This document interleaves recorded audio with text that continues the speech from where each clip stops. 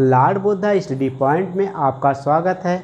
बच्चों, हम लोग पिछली कक्षा में सीखे थे, जो हमारा लेक्चर था तो उसमें कि छात्र परीक्षा देते तो परीक्षा में फेल या पास होते हैं, तो छात्र का एक परीक्षा का जो एक निश्चित उत्तीर्णांक होता है, मतलब पास होने का अंक एक निश्चित निर्धारित रहता है पहले से। उससे छात्र क्या होता है, उससे कम नंबर पा सकता है, उससे ज़्यादा नंबर पा सकता है।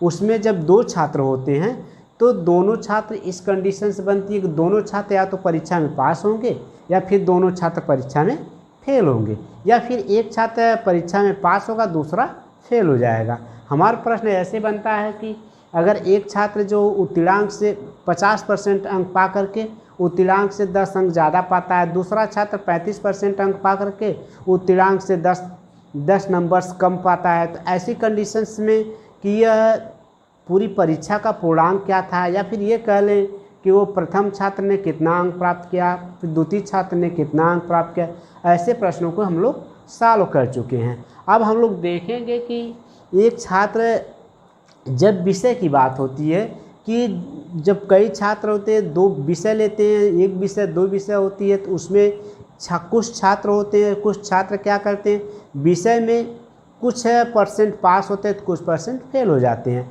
या फिर दूसरी विषय में कुछ परसेंट पास होते हैं तो कुछ परसेंट फेल हो जाते हैं। लेकिन कुछ ऐसे भी छात्र होते हैं कि जो पहले विषय और दूसरे विषय दोनों में या तो फेल होंगे या तो दोनों में पास होंगे। तो ऐसे प्रश्नों को हल करने के लिए हम लोग वेन डायग्राम का सहारा लेते हैं। वेन डायग्राम से संबंधित हम लोग प्रश्नों को आज देखेंगे। आइए देखते हैं कैसे सॉल्व करते हैं। वेन डायग्राम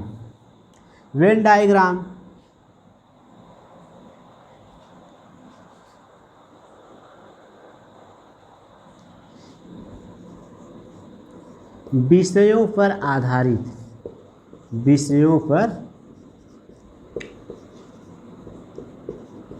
आधारित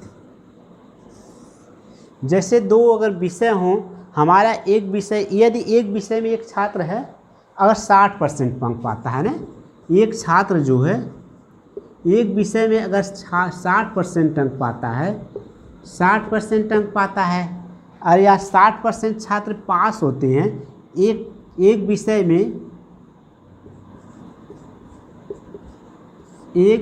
में 60% छात्र पास होते हैं ना, पास होते हैं।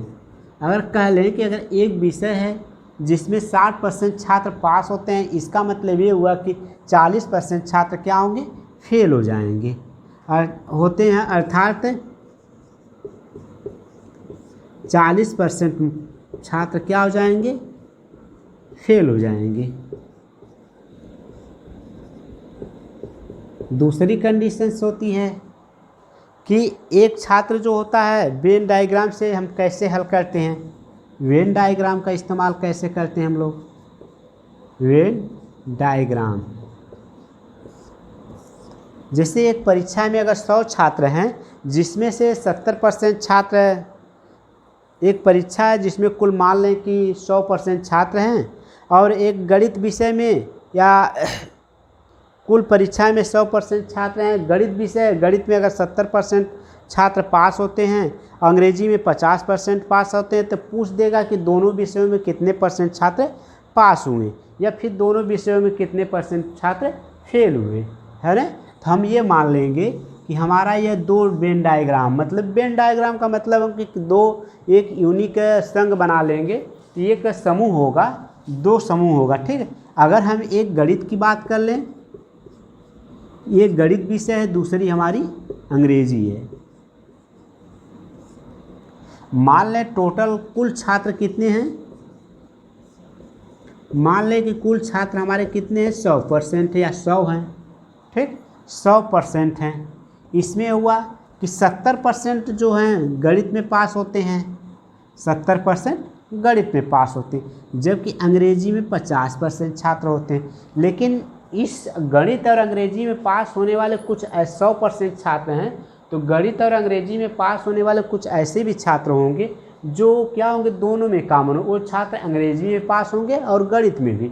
ऐसे छात्रों का हम लोग मान लें कि वो यक्स हैं, जब इसमें गणित में भी यक्स पास हो रहा है, अंग्रेजी में भी, इसका मतलब ये हुआ कि जी यह पास हुआ, यह यक्स का भाग है, इसका भी भाग, और चूंकि यह 70% टोटल पास हुए हैं, इसका मतलब हमारे यक्स में से कम यक्स घटा देंगे, 70 में से यक्स घटा देंगे, इतने परसेंट केवल जो है ये क्या होगा, यह जो दोनों विषय में पास हुए हैं ना, यक्स जो है दोनों विषय में पास हुए हैं,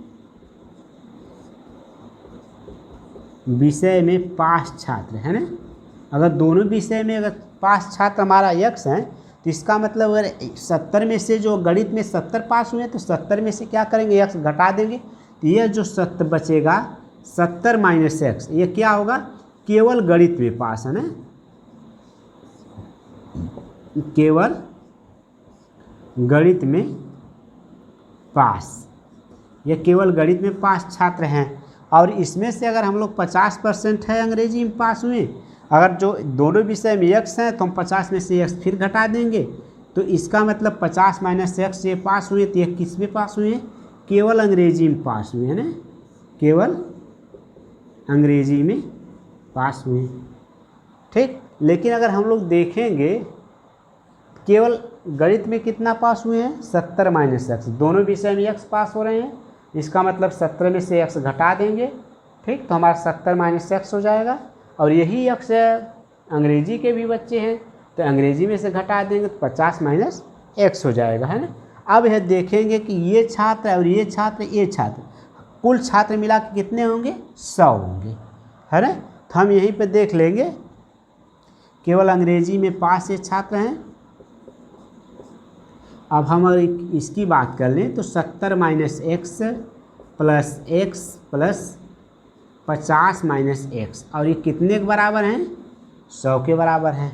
तो ये कह रहा है कि कॉमन कितने बच्चे दोनों विषय में पास हुए हैं, तो दोनों विषय में इसी को सॉल्व कर लिए, हम माइनस है ये प्लस है, तो ये कैंसिल हो जाएगा, और 50 7 70 और 50 मिलके 120 हो जाएगा, और ये माइनस एक्स है इज इक्वल टू 100 हो गया। अब अगर हम इस माइनस को दूसरे से पक्षांतर करते हैं, तो ये हमारा माइनस है तो प्लस हो जाएगा, और यह प्लस है तो इधर आके माइनस हो जाएगा, अर्थात हमारा हो जाएगा x is equal to 120 minus 100 is equal to 20। इसका मतलब है कि दोनों विषय में पास होने वाले छात्र कितने हैं, 20%, तो अर्थात ये दोनों विषय में पास छात्र कितने हैं, 20% हैं। इस तरह से हमारी एक और कंडीशंस बनती है, उसको भी हम लोग देखते हैं। तो यह यक्स क्या हुआ, दोनों विषय में पास छात्र हैं, दोनों विषय में पास छात्र कितने होंगे, 20%, जो अभी कैलकुलेट किए ये वाला प्रश्न है ना। अब इस तरह से अगर हम लोग और देखेंगे तो कुछ ऐसे भी छात्र होंगे कि जो तो दोनों परीक्षा में सम्मिलित ही नहीं होंगे, है ना। मान लें एक और छात्र हैं,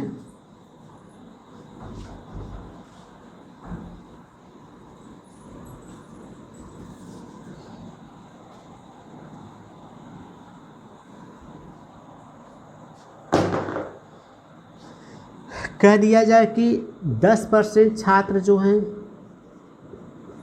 10% छात्र परीक्षा में सम्मिलित नहीं हुए, है ना। जब 10% छात्र परीक्षा में सम्मिलित नहीं हुए, इसका मतलब वो क्या हुए, परीक्षा नहीं दिए, सम्मिलित नहीं हुए, अर्थात 10% छात्रों ने परीक्षा छोड़ दी। इसका मतलब कुल कितने परसेंट छात्रों ने परीक्षा दी है, कुल छात्र, तो कितने परसेंट जो परीक्षा में सम्मिलित हुए, या कुल परीक्षा में सम्मिलित कुछ कुल छात्र, परीक्षा में सम्मिलित कुल छात्र, तो इसमें 10% जब सम्मिलित नहीं हुए, इसका मतलब हम क्या करेंगे, जो हमारे 100% छात्र हैं उसमें से 10 कम कर देंगे, अर्थात 90% छात्र ही जो है परीक्षा में सम्मिलित हुए हैं। अगर हम लोग उसी की बात करते हैं,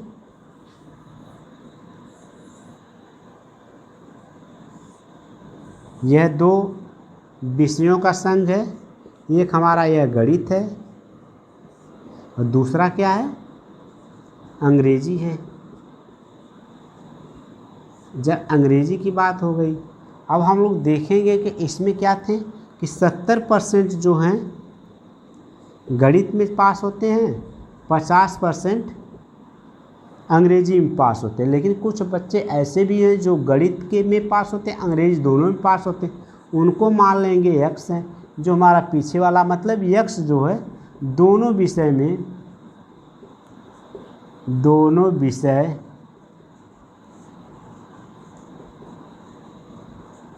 पास छात्र। अगर जब हम इसको यक्स 70 में से घटा देंगे तो यक्स हमारा हो जाएगा केवल जो ये बच्चे जो आएंगे, ये क्या हुआ कि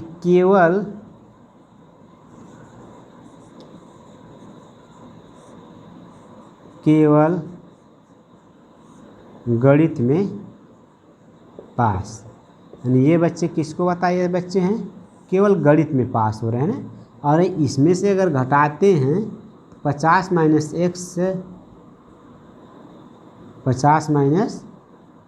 एक्स है ना, ये कितने परसेंट, ये क्या है, केवल अंग्रेजी में पास छात्र हैं, केवल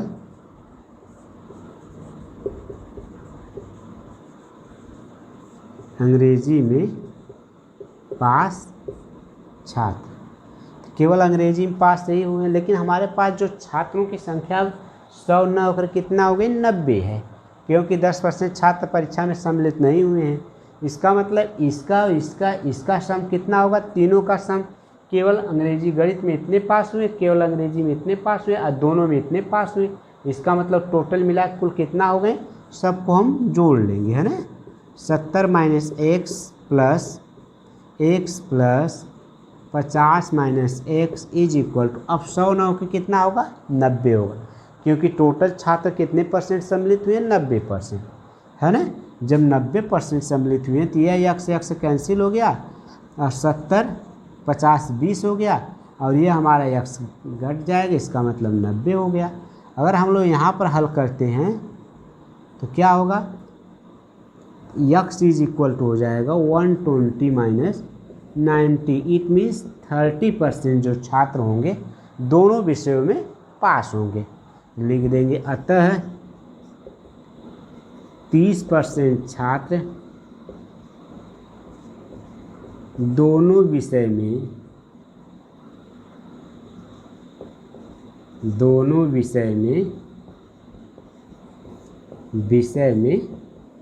पास हुए, है ना। ऐसे प्रश्नों को हम लोग हल कर लेंगे। इस तरह से हम लोग प्रश्नों को आसानी से हल कर लेंगे। जैसे हम और प्रश्नों की बात करते हैं या फिर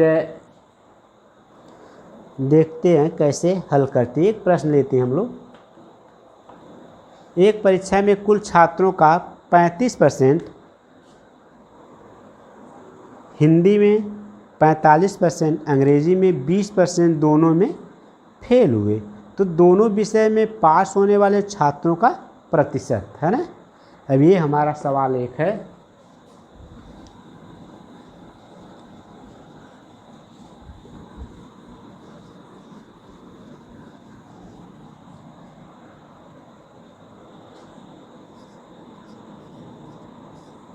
एक परीक्षा में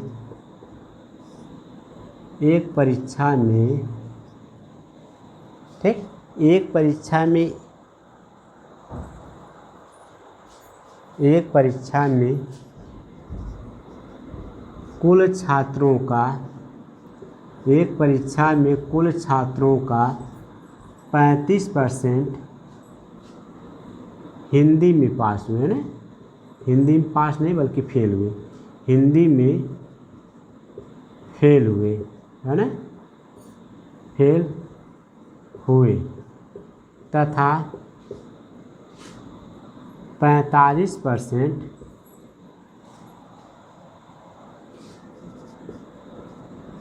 अंग्रेजी में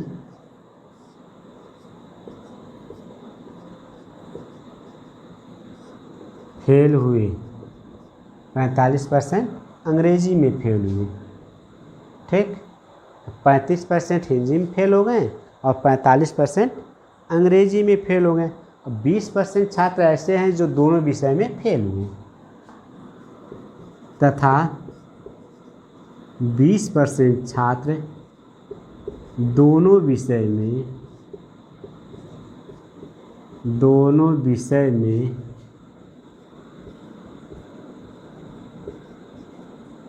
फेल हुए, दोनों विषय में फेल हुए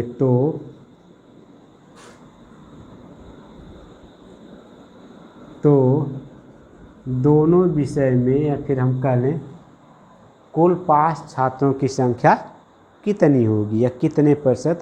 तो दोनों विषय में पास छात्रों की संख्या, दोनों विषय में पास छात्रों की संख्या ज्ञात कीजिए ना, ज्ञात कीजिए। ठीक, अगर मान लेते हैं कि जैसे हमारा दोनों, एक 35% छात्र हिंदी में फेल हुए, इसका मतलब अगर ये हमारा समूह किसका है, हिंदी का है ना।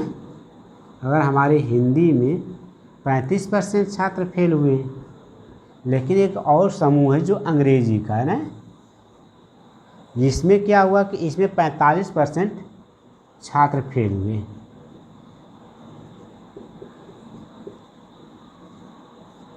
लेकिन जो हमारे 20% जो छात्र हैं दोनों में कॉमन है, मतलब दोनों विषय में पास होने फेल होने वाले कितने छात्र हैं, 20%, अर्थात केवल हिंदी में फेल होने वाले। तो यह जो 20% इसमें इसके छात्र हैं हिंदी के फेल होने वाले, इसको क्या करेंगे, 35 में से घटा देंगे। जब 35 में से घटाएंगे तो कितना हो जाएगा, इट मीन्स 15%। 15% केवल हिंदी में फेल होने वाले छात्र 15% हो गए, और केवल अंग्रेजी में फेल होने वाले छात्र तो हम 45 में से घटा देंगे।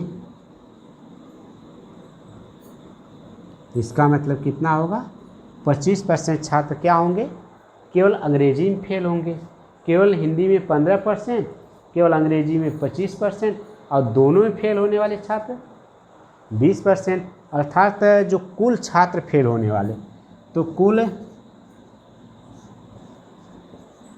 फेल होने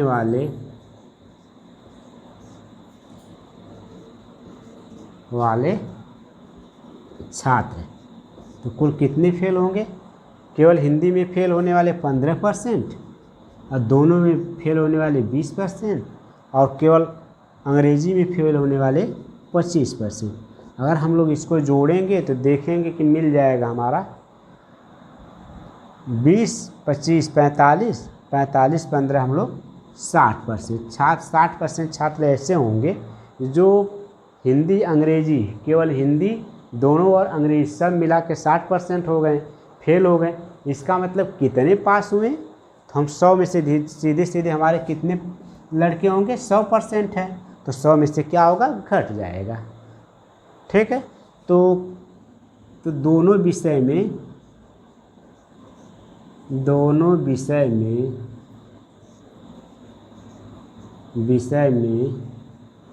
पास होने वाले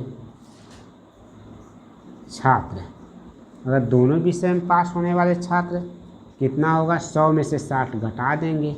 इसका मतलब दोनों विषय में कितने % छात्र पास होंगे, 40%, है ना। ऐसे प्रश्नों को हम लोग आसानी से हल कर लेंगे। इससे संबंधित हम कुछ और प्रश्न देखते हैं।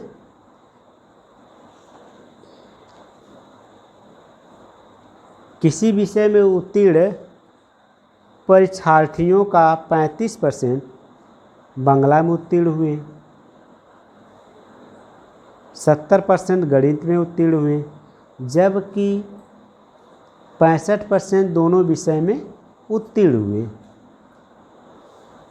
कह रहा है कुल परीक्षार्थियों की संख्या अगर 60 हो तो दोनों विषय में अनुत्तीर्ण अर्थात फेल परीक्षार्थियों की संख्या क्या होगी, है ना।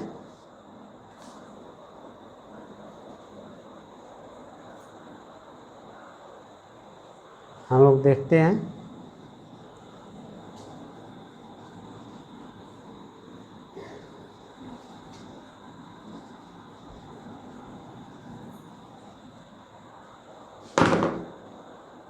किसी विषय में उत्तीर्ण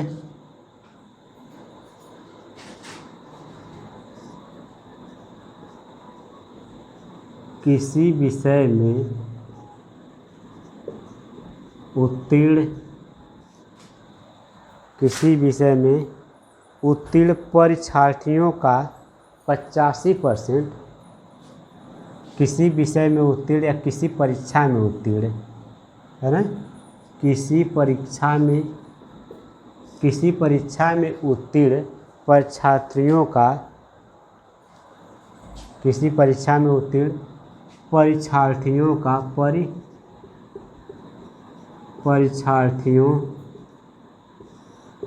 परीक्षार्थियों का 85% बांग्ला में उत्तीर्ण हुए,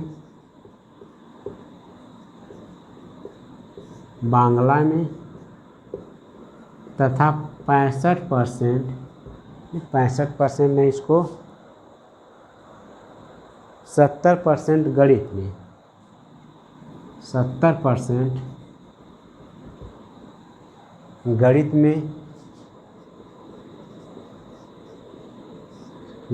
में एवं 65% दोनों विषय में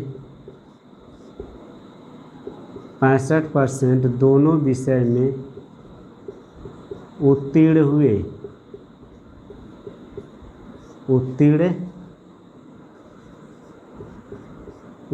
हुए, तो यदि परीक्षा में सम्मिलित परीक्षार्थियों की संख्या 60 हो, यदि परीक्षा में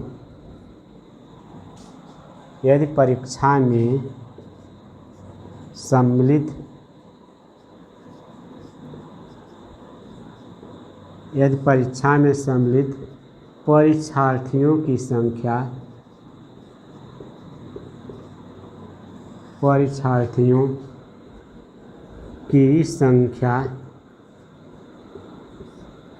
60 हो, तो यदि परीक्षा में सम्मिलित परीक्षार्थियों की संख्या 60 हो तो दोनों विषय में अनुत्तीर्ण परीक्षार्थियों की संख्या हो तो दोनों विषय में अनुत्तीर्ण अथवा फेल, अनुत्तीर्ण, दोनों परीक्षा में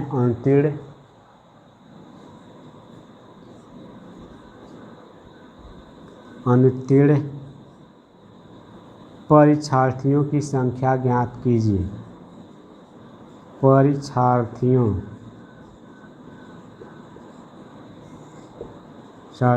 की संख्या ज्ञात कीजिए,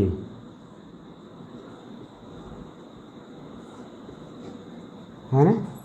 हम ऐसे प्रश्नों को कैसे हल करते हैं।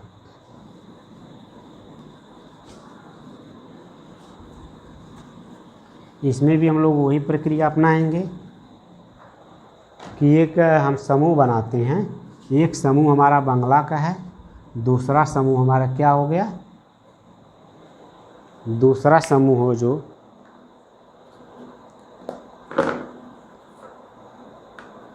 गणित का है।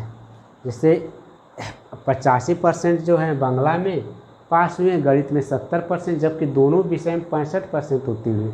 यदि परीक्षा में सम्मिलित विद्यार्थियों की संख्या कितना है, 60 है, तो दोनों में अनुत्तीर्ण विद्यार्थियों की संख्या कितनी होगी, है ना। तो हम लोग उसको सॉल्व करते हैं।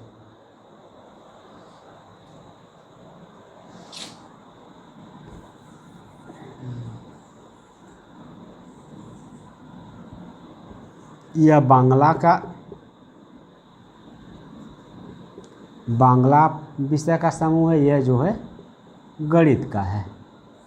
जो बांग्ला में 85% विद्यार्थी उत्तीर्ण हुए, 85% जो विद्यार्थी उत्तीर्ण हुए, है ना, जबकि गणित में जो 70% विद्यार्थी उत्तीर्ण हुए। लेकिन अगर हम लोग देखेंगे तो उसमें एक चीज़ और मेंशन किया है कि 65% विद्यार्थी ऐसे हैं कि जो दोनों विषय में उत्तीर्ण हुए हैं। तो ये 65% इसका विभाग है, इसका विभाग है। जब इसमें 85% है तो हम 65% यहाँ से कम कर लेंगे, है ना। तो केवल जो है हमारा बांग्ला में उत्तीर्ण विद्यार्थियों की संख्या आ जाएगी, अर्थात हमारा कितना आ गया, 20% छात्र जो हैं केवल बांग्ला में उत्तीर्ण हुए। उसी तरह अगर हम लोग केवल गणित में उत्तीर्ण छात्रों की बात कर लेंगे तो हम 70 में से 65 घटा लेंगे, तो इसका मतलब 5% छात्र केवल गणित में उत्तीर्ण हुए। इस तरह दोनों विषय में मिलाकर या कुल छात्र या कुल उत्तीर्ण परीक्षा में उत्तीर्ण, परीक्षा में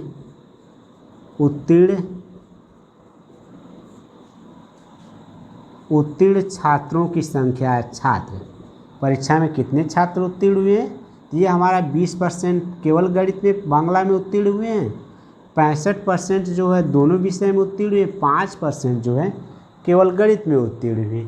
इसका मतलब दोनों मिला के अगर देखेंगे तो अगर हम लोग जोड़ें तो कितने होंगे, 90% छात्र जो हैं दोनों विषय मिला करके, दोनों में क्या हुआ, बांग्ला और गणित को मिला के 90% विद्यार्थी उत्तीर्ण हुए। इसका मतलब जब कितने परसेंट जो हैं अनुत्तीर्ण हुए अर्थात फेल हुए हैं, इसका मतलब अगर हम 100 में से 90 घटा देंगे तो उतने जो आएगा वही हमारे क्या होंगे, फेल विद्यार्थी होंगे।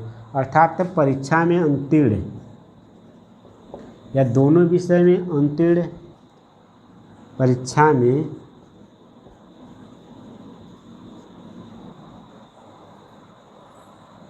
में अनुत्तीर्ण छात्रों की संख्या है, उत्तीर्ण छात्र, अर्थात 100 में से क्या करेंगे, 90 घटाएंगे तो हमारा क्या आएगा, 10%। 10% छात्र उत्तीर्ण हुए। लेकिन कह रहा है कि जो परीक्षार्थी परीक्षा में टोटल छात्र कितने सम्मिलित हुए हैं, 60। इसका मतलब जो टोटल छात्र हैं वो किसके बराबर होगा, 100% के बराबर होगा। जब 100% बराबर 60 है तो इसका मतलब अगर हम लोग 1 0 इससे कैंसिल कर देंगे तो 10% बराबर क्या हो जाएगा, 6। और पूछ रहा है कि परीक्षा में, तो दोनों में उत्तीर्ण छात्रों की संख्या, है ना, तो दोनों में उत्तीर्ण कह लें, चाहे दोनों में उत्तीर्ण, चाहे परीक्षा में उत्तीर्ण या दोनों में उत्तीर्ण, ठीक। तो हमारा देखेंगे जो परीक्षा में उत्तीर्ण छात्र कितने हैं, 10%। इसका मतलब 10% कितने हैं, 6 के बराबर है। अतः परीक्षा में कुल कितने विद्यार्थी उत्तीर्ण हुए, अतः परीक्षा में 6 परीक्षार्थी उत्तीर्ण हुए, है ना, 6 परीक्षार्थी उत्तीर्ण